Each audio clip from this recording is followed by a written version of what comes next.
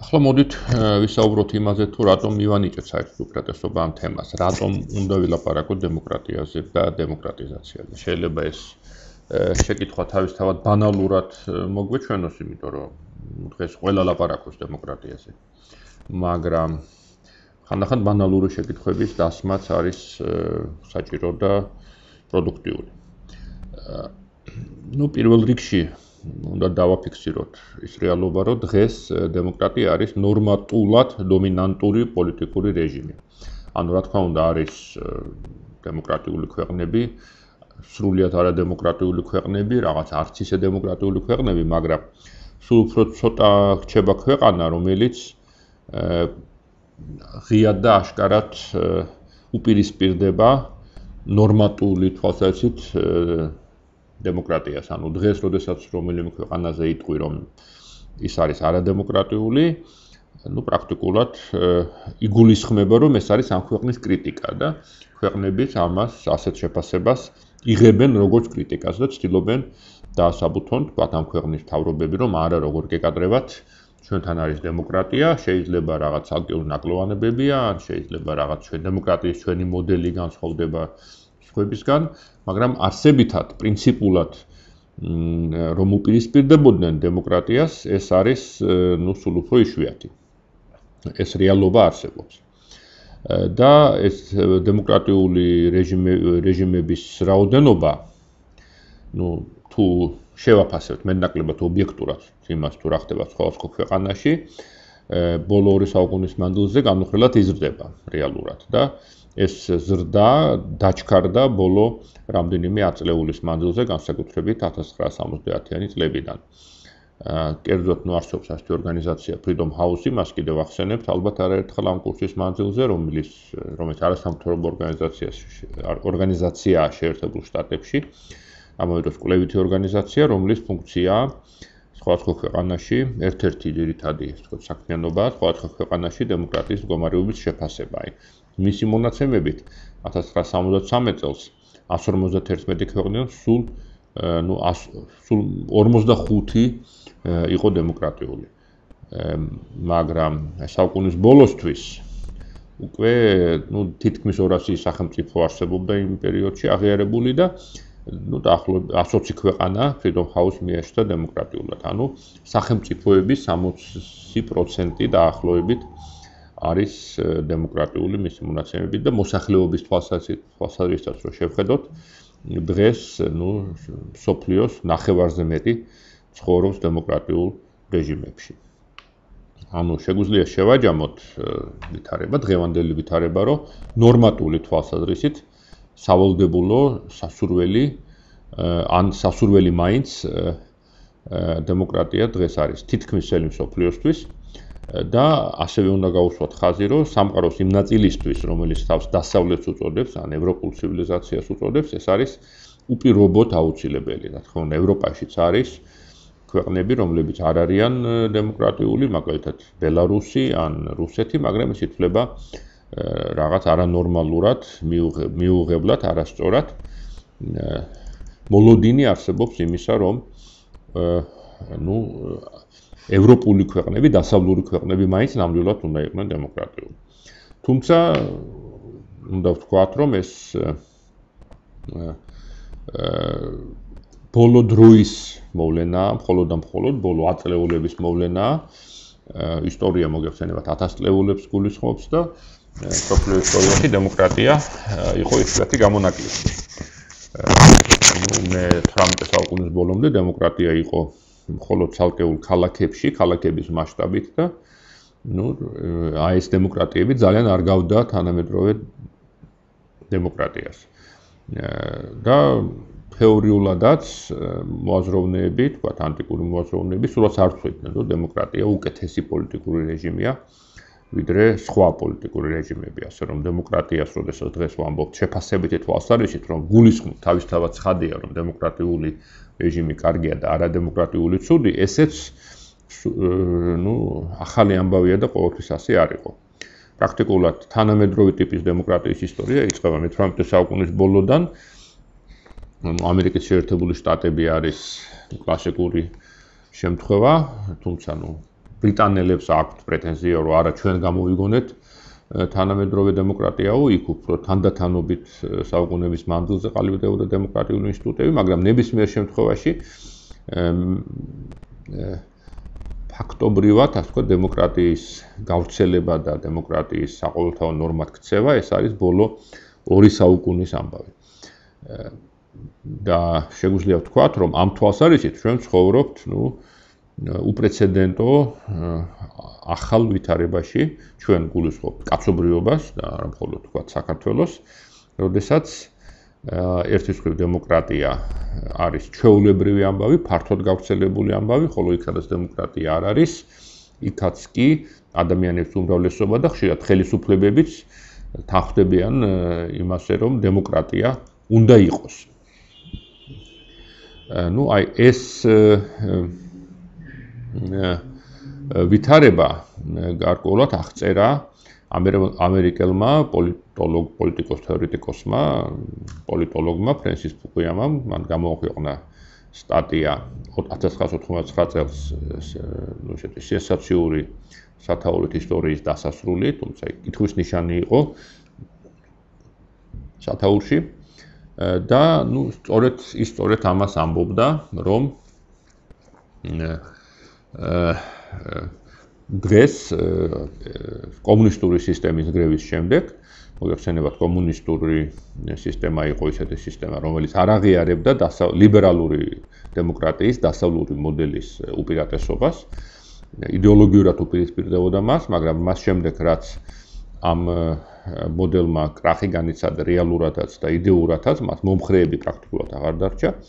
ფუკუიამას აზრით შეგვიძლია ვილაპარაკოთ იმაზე, რომ კონკურენტი დემოკრატიის ნორმატულ მოდელს მსოფლიო მასშტაბით არ აქვს. ხადია მას ესმოდა, რომ ეს არ ნიშნავს, რომ ყველა ხვალ და ზეგ გახდება დემოკრატიული, მაგრამ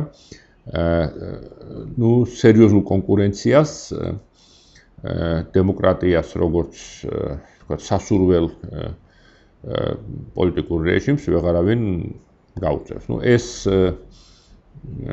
თეზისი, ეს მოსაზრება ძალიან საკამათო იყო, მან მრავალი დისკუსია გამოიწვია მსოფლიო მასშტაბით ასევე და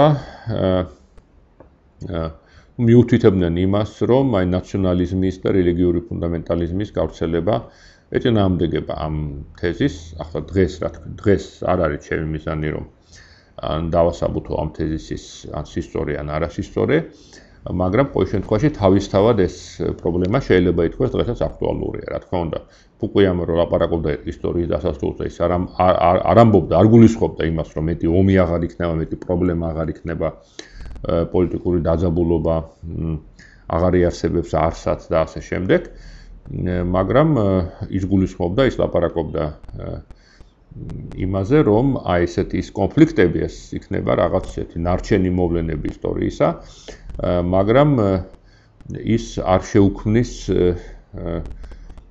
საფრთხეს აი ამ დემოკრატიის მოდელის გლობალურ დომინირებას. მაინც ადამიანთა უმრავლესობა შეთანხმდება იმაზე და შეინარჩუნებს თანხმობას იმაზე, რომ დემოკრატია არის საუკეთესო პოლიტიკური რეჟიმი. როდესაც აკრიტიკებენ ფუკუიამას, ყველაზე პირველ რიგში მაგალითად მოყავთ მუსლიმანური სამყარო, სადაც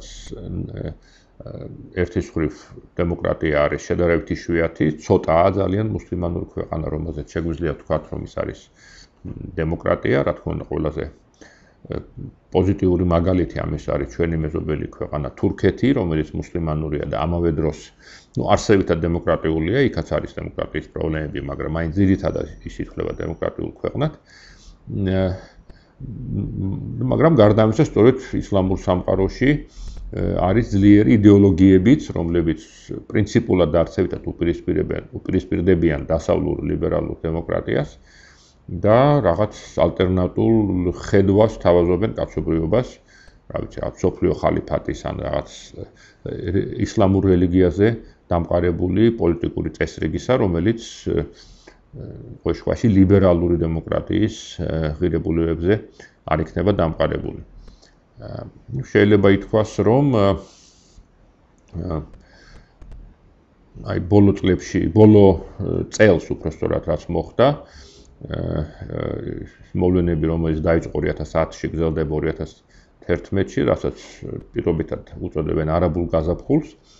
ეს მოვლენები რაღაცნაირად ადასტურებს უკვე ამას თეზის, ან აბათილებს იმ ადამიანთა არგუმენტებს, ვინც თვლის, რომ ეს დემოკრატიის იდეის უნივერსალიზმს ეპირისპირდება მუსლიმანური სამყაროს მაგალითი, როგორც ჩანს, არაბულ ქვეყნებშიც დემოკრატიის იდეა, ლიბერალური დემოკრატიის იდეა, რომელიც პიროვნების თავისუფლებას მსგავს ღირებულებებს იცავს, ემყარება, რომ ეს ლიბერალური დემოკრატიის იდეა ასევე მიმზიდველია ყოველ შემთხვევაში არაბული სამყაროსთვისაც. ეს როგორც თქვი, ეს არის მიმდინარე კამათი, მე არ მოგიწოდებთ, რომ ან ერთი ან მეორე აზრი გაიზიაროთ, მაგრამ თანამედროვე სამყარო ყოველ შემთხვევაში ჩვენი დღევანდელი ვითარება ისეთია, რომ აი ასეთი ტიპის კამათი არის აზრიანი, ანუ არის დემოკრატიის ნორმატული იდეის დომინირება, სრული, თუ მას აქვს რაღაც რეალური ალტერნატივები. ეს არის ის შეკითხვა, რომელიც დღეს რეალურად დგას, პოლიტიკურ პრაქტიკაშიც დგას და პოლიტიკის თეორიაშიც დგას.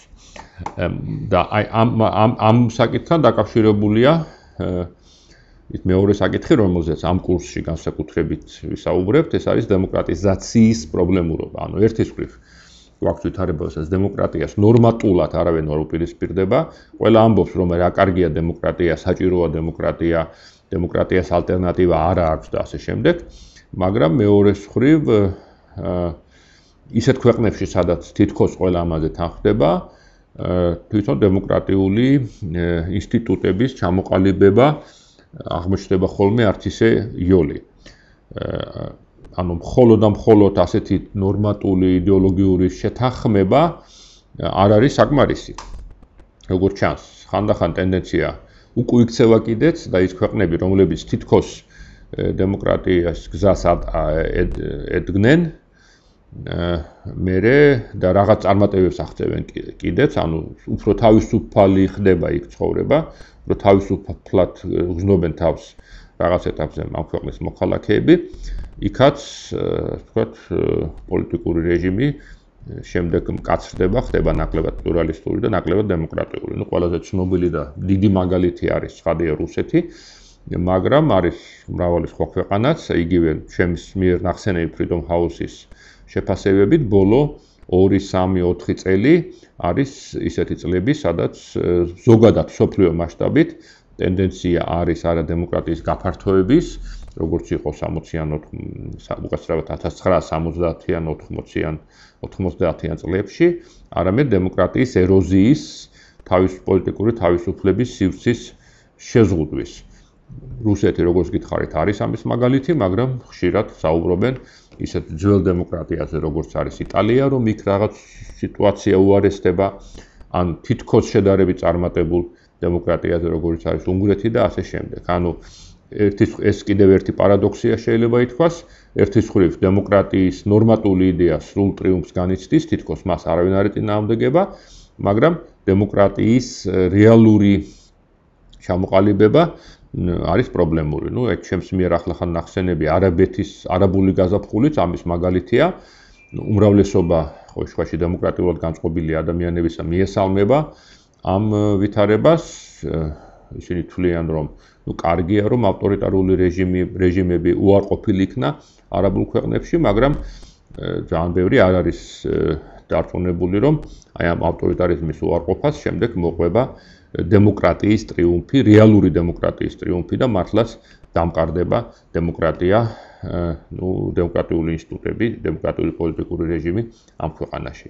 ალბათ საკმაოდ ცხადია, თვალსაჩინოა, რომ ყველაფერი ეს, რაც მე ვთქვი, პირდაპირ ეხება საქართველოსაც, საქართველოშიც პრაქტიკულად არავინ აშკარად არ უპირისპირდება დემოკრატიას როგორც იდეას, მაგრამ ძალიან ბევრი ადამიანი სკეპტიკურად უყურებს იმას, თუ რამდენად რეალურად დემოკრატიულია ვითარება საქართველოში და ამაზე ცხადია, ძალიან ბევრ ადამიანს განსხვავებული აზრი აქვს, შეიძლება პოლიტიკური მათი ორიენტაციების გამო, მაგრამ ის რომ პრობლემები ამ თვალსაზრისით არის, ამას ყველა აღიარებს და საქართველოს ამ მხრივ ნამდვილად არის ერთ-ერთი მაგალითი, რომელიც აჩვენებს თვითონ დემოკრატიზაციის პრობლემის სირთულეებს და პრობლემურობას. ამის გამოც დემოკრატიზაციის პრობლემა, როგორც თეორიული პრობლემა, პოლიტოლოგიის პრობლემა დღეს ერთ-ერთი აქტუალური პრობლემაა.